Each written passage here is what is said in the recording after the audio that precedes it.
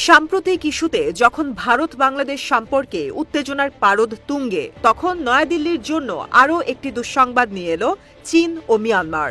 ভারতের প্রতিবেশী এই দুই দেশ জোট বেঁধে তাদের ক্ষমতা বাড়ানোর চেষ্টায় নেমেছেন, আর এতে দু দেশেরই বড় স্বার্থ রয়েছে। মিয়ানমারের সামরিক শাসন প্রতিষ্ঠার পর থেকেই জনমনে অসন্তোষ, ক্ষোভ ও প্রতিহিংসার জন্ম নিয়েছে। গত কয়েক বছরে ফুলে ফেপে তা গৃহযুদ্ধে রূপ নিয়েছে। তুমুল সংঘর্ষে জড়ায় মিয়ানমারের জান্তা সরকার ও বেশ কিছু বিদ্রোহী গোষ্ঠী। এতে জান্তা সরকারের কাছ থেকে বেশ কিছু অঞ্চল দখলে নেয় বিদ্রোহীরা।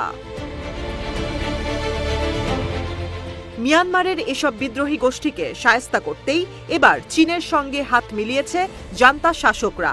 এ নিয়ে খবর প্রকাশ করেছে ভারতীয় সংবাদ মাধ্যম আনন্দ টিভি। খবরে বলা হয়, দু দেশের বাণিজ্য সম্প্রসারণে চীন ও মিয়ানমার মিলে গঠন করতে যাচ্ছে শক্তিশালী যৌথ বাহিনী। চলতি বছরেই চীনের সঙ্গে সমঝোতা চুক্তি করতে চাইছে মিয়ানমারের জান্তা সরকার। উদ্দেশ্য যৌথভাবে একটি নিরাপত্তা সংস্থার প্রতিষ্ঠা। এই সংস্থা মূলত বিদ্রোহীদের হাত থেকে বেইজিংয়ের বিনিয়োগ রক্ষার কাজ করবে বলে সরকারিভাবে জানা গিয়েছে।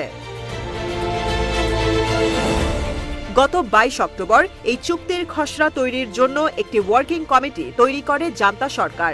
সেই খবর প্রকাশ্যে আসতেই একে বেসরকারি ফৌজ প্রতিষ্ঠার প্রথম পদক্ষেপ বলে দাবি করে বসেন একদল বিশেষজ্ঞ।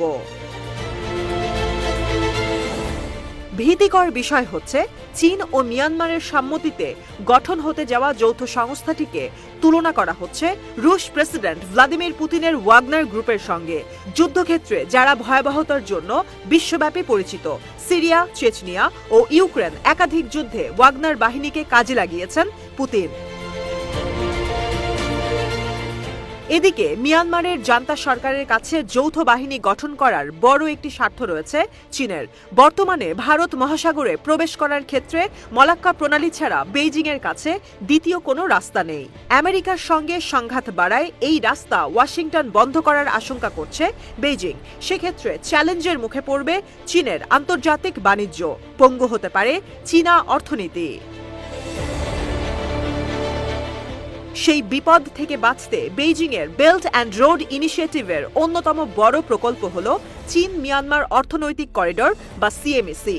মিয়ানমারের কুনমিং প্রদেশ থেকে আরাকানের রাখাইন রাজ্যের কিউকপিও বন্দর পর্যন্ত চলছে এর নির্মাণ কাজ।